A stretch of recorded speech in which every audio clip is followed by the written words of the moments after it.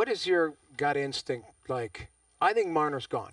I personally feels that way. Yeah, I think that's safe money, and I think the odds continue to move in that direction. Yeah. But I think he's gone from both sides. Like I think, the Leafs would probably be best served. Now listen, he's a hell of a player, and that's 100 points you got to replace. But I think both sides would agree. It's like, okay, something has to give here. And the other two are under contract, and Tavares is going to be 35 next year. So it's one player, really, we're circling, and Mitch Marner controls his own destiny. Yeah, what I'm curious about is, what the aftermath looks and sounds like if that happens. If he signs somewhere else. Let's say he goes to Anaheim on July 1st. Right.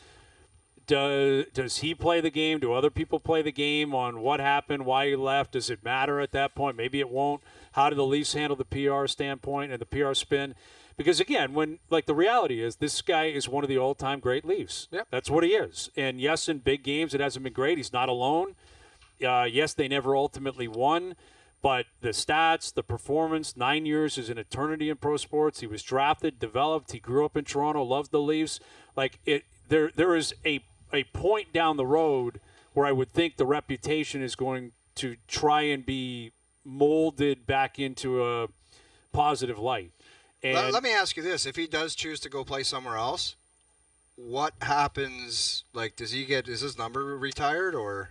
I wouldn't be surprised. But what's the mini Jerry on it? Let's say Marner leaves on July 1st and never returns at any point in his career, which is likely. Once you're gone, you're probably not coming back. Well, what's your mini Jerry? What is he on team points for the franchise? He's top 10 for sure. I think he's top 5 in both, or top 5 in assists for sure. Look that up, Doogie, and find that out. I think I'm top 5 in a lot of stuff in Carolina, and I don't even get a phone call from them, so that doesn't mean squat. There you go. I mean, now Carolina doesn't have the same history as the Maple Leafs, but you were there for 10 years. Yeah. Right? This guy's been here for 9.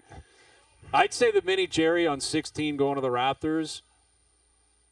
33%.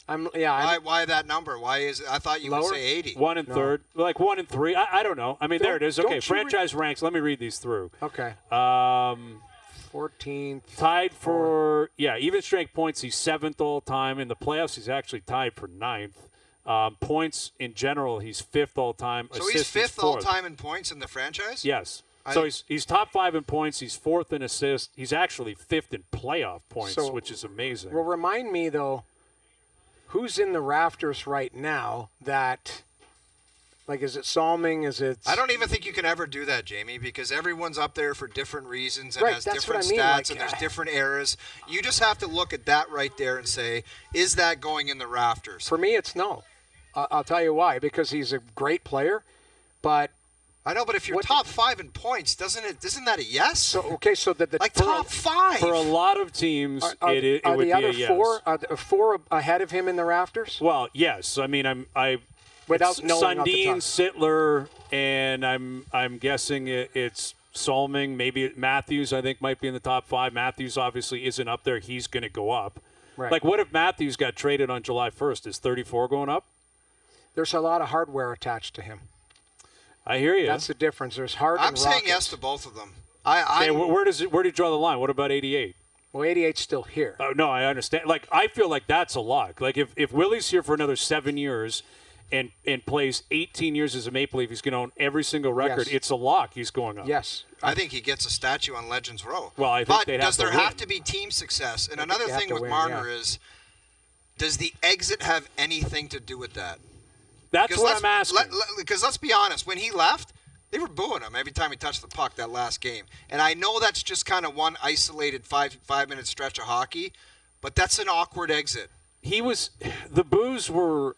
It was the whole team, but when he touched the puck, I know, booed. But when he touched the puck, they gave it to him. That's a fact. Right or wrong, this is not an opinion. It's factual information coming across the airwaves. I just don't know how that would affect the jersey going in the rafters. Well, and that's, I guess, what I'm driving at. How long does it take for the dust to settle? No one's suggesting it's going up the first time he rolls back through town. It's after he retires 15 years from now. And keep in mind, your legacy gets stronger the farther out you are because people look at the cold hard stats. So you're right. Top 5 in top 5 in points. If he stays there for years, people will go, Why isn't, why aren't we celebrating him? I think there is an opportunity. I also believe if he leaves, at some point in his career, he will come back. I don't know why. It might even be a one-gamer or whatever, your one-gamer. No, I don't think the one-day that is something where you got to consider the way you the way you leave, the way it's portrayed, the way you talk about it. And again, we'll wait to see how that happens. What that looks and sounds like. If this happens, who knows? Maybe he resigns with the Leafs. Yeah, he might resign. But we're speaking hypothetically. If he leaves, how does he respond to it? How does he speak about it? How does he look back on it? What happens the first time he rolls back through town? But I think what also would be interesting about it will be a lot of the fan reaction and the fan conversation and debate, and I guess the teams for that matter, will revolve around how the team plays moving forward. And I actually think if they were to win in the future, it would help his case. Because I think it would be a Vince Carter-like scenario where if they don't ever win a Stanley Cup and in 15 years he retires or whatever, and people here are still so jaded and angry and bitter, I don't think it helps. Or if he goes and wins somewhere else. Even that. But I think it's more about Toronto. Like, again, when the Raptors won in 19, that was therapeutic for a lot of Raptor fans. A lot of them said, who cares about the past? Bring Vince back. Hey, Alonzo Mourning, come on up. Like, It was like, who cares about how bad it was? Right. This team won. We got to experience it. Everything's all good. I think the same thing would apply with Marner, where if they were to win even without him, it would help his cause in the future for people to just settle their nerves and settle their reaction in terms of looking back on his career. It could have gone a lot different, let's be honest. Like, Mitch was a fantastic player. You just saw the stats right there. They speak for themselves. It could have been a lot different, how the contracts went, just his media management. But the biggest thing is the winning. Yeah. The winning didn't happen. And that's how that, like, you could talk about a lot of these guys. Like, the end of the line when we're looking back on this and talking about it, it would be so much different if there was winning involved. And like, all of them get statues. All of them jerseys. And to his point, though, it would be false of us and false of everybody to go, he's the reason. Everybody's culpable. Well, exactly. That's the one thing that has to be pointed out here. Mitch Marner was not the problem. Like, there's everybody as a group didn't get over that hump. Yep. As that group. He's a fantastic player. I could see him being retired. It just depends on, again, I'm looking at it, what's the threshold? Like, I just don't know what that threshold is. Listen, there's a lot, unfortunately, with this organization, there's a lot of great players that never won. But their numbers are up there and they're on Legends Row. Here's the other thing, too. If he ends up being a Hall of Famer, he might go and win a gold medal next year and on another, another team. I don't know how that type of stuff matters for the Maple Leafs necessarily in terms of the way they feel about it, but I hear you. I mean, it's all possible in the future. How many years did Sundin play here?